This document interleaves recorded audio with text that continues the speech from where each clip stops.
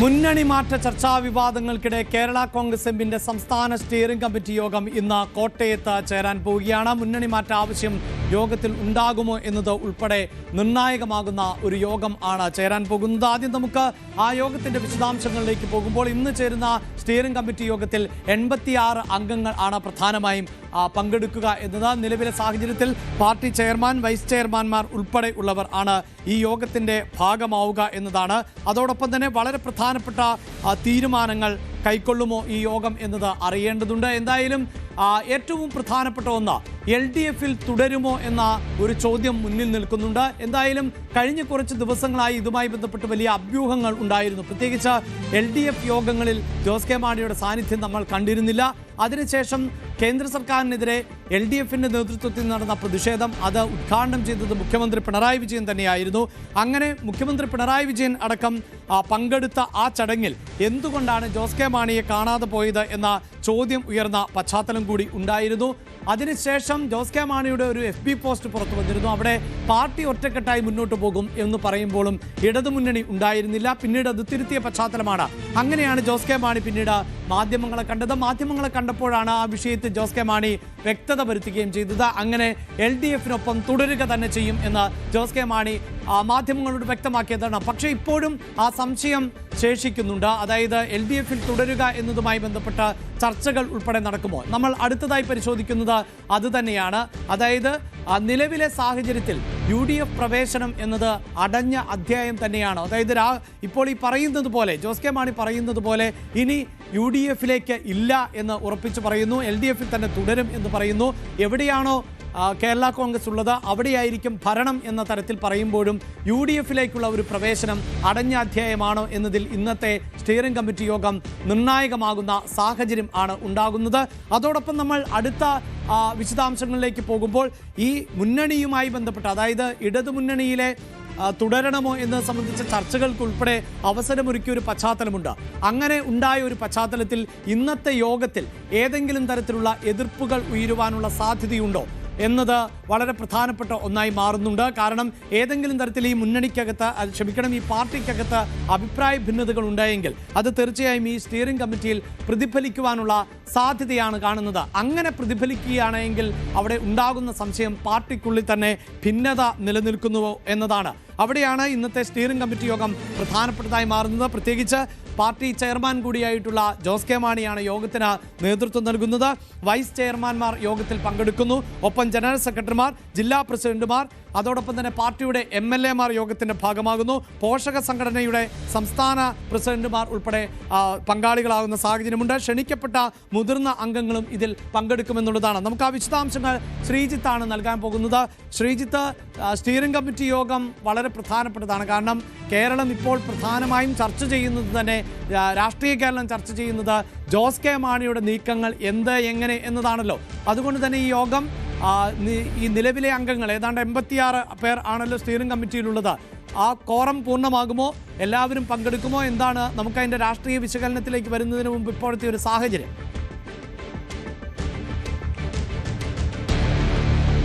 അഭിലാഷ്, ഏതാണ്ട് 86 പേർ ഉള്ളതിൽ ഏതാണ്ട് ഒരു 60 പേരിലധികം പങ്കെടുക്കുന്നതാണ് സാധാരണ നിലയിലുള്ള ഒരു രീതി. പൊതുവെ പലരും അസൗകര്യങ്ങളൊക്കെ വെച്ചുകൊണ്ട് ചിലപ്പോൾ ദൂരെയുള്ളവരൊക്കെ പങ്കെടുക്കാത്ത സാഹചര്യമൊക്കെ ഇടയ്ക്കുണ്ടാവാറുണ്ട്. പക്ഷേ ഇന്ന് അടിയന്തര സ്റ്റിയറിംഗ് കമ്മിറ്റിയാണ്. അതുകൊണ്ട് തന്നെ എല്ലാവരും പങ്കെടുക്കണമെന്ന നിർദ്ദേശം, അങ്ങനെ ഒരു കത്താണ് സ്റ്റീഫൻ ജോർജ്, സംഘടനാ ചുമതലയുള്ള ജനറൽ സെക്രട്ടറി സ്റ്റീഫൻ ജോർജ് അംഗങ്ങൾക്ക്, അതായത് ഇതിൽ അംഗങ്ങളായിട്ടുള്ളവർക്ക് അയച്ചിരിക്കുന്ന കത്തിൽ പറയുന്നത്. അതുകൊണ്ട് തന്നെ ഒരുപക്ഷെ പരമാവധി ആളുകൾ പങ്കെടുക്കാനുള്ള സാധ്യത നിലനിൽക്കുന്നുണ്ട്. എന്നിരുന്നാൽ തന്നെയും എന്തായാലും തദ്ദേശ തെരഞ്ഞെടുപ്പ് ഫലമാണ് പ്രധാന അജണ്ട, ചർച്ചാ വിഷയം. അതിനൊപ്പം തന്നെ ചെയർമാൻ അനുവദിക്കുന്ന മറ്റ് വിഷയങ്ങളും ഉണ്ടാകും. തദ്ദേശ തെരഞ്ഞെടുപ്പ് പരാജയം അല്ലെങ്കിൽ അതിൻ്റെ തെരഞ്ഞെടുപ്പ് ഫലം എന്ന വിശകലനം തന്നെ രാഷ്ട്രീയമാണ്. അവിടെയാണ് മറ്റ് നിലപാടുകളിലേക്ക് കാര്യങ്ങൾ പോകുക. എന്തായാലും നേതാക്കളൊക്കെയും ഇവിടേക്ക് എത്തിക്കൊണ്ടിരിക്കുന്ന കാഴ്ചയാണ് നമുക്ക് കാണാൻ സാധിക്കുന്നത്. രാവിലെ മുതൽ തന്നെ ഏതാണ്ട് 11:30-11:30 യോഗം ആരംഭിക്കുക. അതിന് മുന്നോടിയായി നേതാക്കൾ ഓരോരുത്തരായി ഇവിടേക്ക് എത്തിച്ചേർന്നുകൊണ്ടിരിക്കുന്ന കാഴ്ചയാണ് നമുക്ക് കാണാൻ സാധിക്കുന്നത്. ഇപ്പോൾ സ്റ്റീഫൻ ജോർജാണ്, ഈ ഓഫീസ് ചാർജ് സെക്രട്ടറി സ്റ്റീഫൻ ജോർജാണ് ഇവിടേക്ക് എത്തിക്കൊണ്ടിരിക്കുന്നത്. അതായത് ഇതിലുള്ളത് നേരത്തെ അഭിലാഷ് ചൂണ്ടിക്കാണിച്ചതുപോലെ പാർട്ടി മുന്നണി വിടുമോ എന്ന ചർച്ചകളായിരുന്നു. അത് ഒരു പരിധിവരെ കഴിഞ്ഞ ദിവസത്തെ ജോസ് കെ മാണിയുടെ പ്രതികരണത്തോടുകൂടി ഏതാണ്ട് അവസാനിച്ചുവെന്ന് കരുതുന്നുണ്ടെങ്കിൽ പോലും അതിനും അപ്പുറത്തേക്ക് ചില കാര്യങ്ങൾ കൂടി ഉള്ളത്.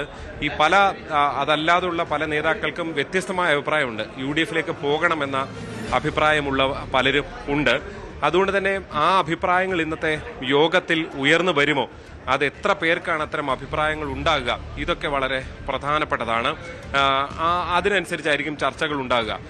ഇതിൽ നേരത്തെ ഉണ്ടായിരുന്ന ഒരു തീരുമാനമനുസരിച്ച് ഈ ഒരു വിഷയത്തിൽ ഇന്നത്തെ യോഗത്തിൽ ഭൂരിഭാഗം അംഗങ്ങൾക്കും UDF പ്രവേശനമെന്ന നിലപാട് വരികയും അങ്ങനെ ഒരു മുന്നണി മാറ്റ സാധ്യതകളിലേക്ക് പോകും എന്നൊക്കെയുള്ളതായിരുന്നു വിഷയങ്ങൾ. പക്ഷേ റോഷി അഗസ്റ്റിൻ, പ്രമോദ് നാരായണൻ, ഡോക്ടർ എൻ ജയരാജ് ഇവരൊക്കെ നിലപാടിൽ ചില വ്യത്യാസങ്ങൾ വന്നതോടുകൂടിയാണ് ഇതിൽ പല മാറ്റങ്ങളുണ്ട്. സ്റ്റീഫൻ ജി, എന്താണ് ഇന്ന് യോഗം, എങ്ങനെയാണ് കാര്യങ്ങൾ?